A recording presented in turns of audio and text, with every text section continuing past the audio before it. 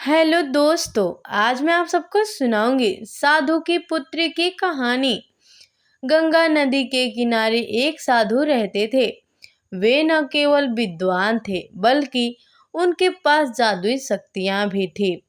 एक दिन वे ध्यान में मग्न थे, तभी बाज की चोंच से एक चूहिया छूटकर उनके हाथों पे आ गिरी।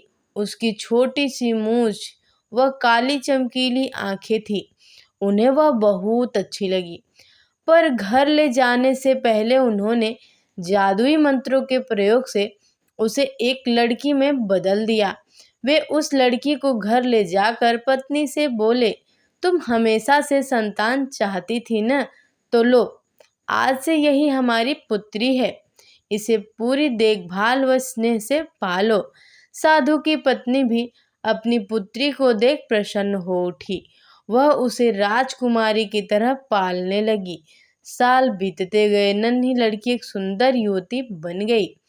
जब वह 18 वर्ष की हुई तो साधु व उसकी पत्नी उसके लिए वर तलाशने लगे।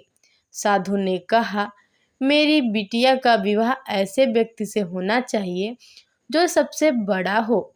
मेरे हिसाब से सूर्य ठीक होगा। पत्नी ने भी हामी भरी। उन्होंने जादुई मंत्रों का प्रयोग से सूर्य को नीचे बुला लिया। उन्होंने उसे अपनी पुत्री के विवाह करने को कहा, पर पुत्री ने पहले ही ना कर दी। बोली, पिताजी यह तो बहुत गर्म है, मैं उससे विवाह करूंगी जो इससे भी बेहतर हो। साधु निराश हो गए। उन्होंने सूर्य से कहा कि वे कोई वर सुझाए। सूर्य ने कहा, बादलों के देवता से बड़ा कौन होगा, उनमें मेरी किरणों को भी रोकने की शक्ति है। साधु ने बादलों को नीचे बुलाया। वह अपनी पुत्री से विवाह करने को कहा, पर इस बार फिर पुत्री ने मना कर दिया। वह बोली, ये तो कितना बदसूरत है, मैं इससे विवाह नहीं कर सकती। साधु ने बादल देवता से कहा कि वही कोई अच्छा वर सुझा दे।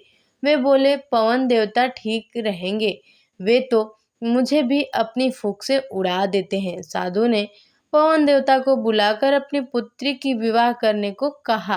पुत्री ने फिर इनकार कर दिया। वह बोली, मैं इससे शादी नहीं करूंगी, ये तो कहीं टिकते नहीं हैं, हमेशा यहाँ वहाँ भागते रहते हैं।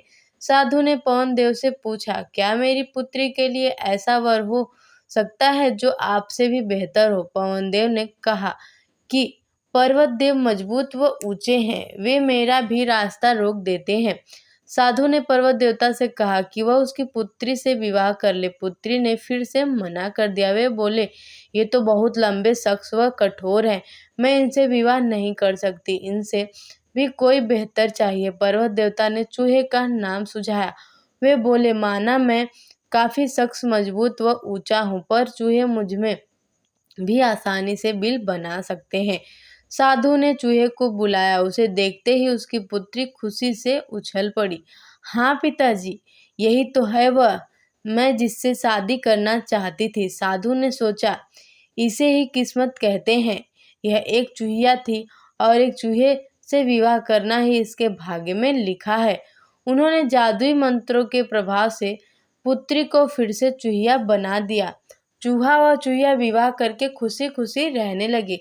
कहानी से मिली सीख। दोस्तों, इस कहानी से हमें यह सीख मिलती है कि कोई भी अपने मूल स्वभाव को नहीं बदलता है।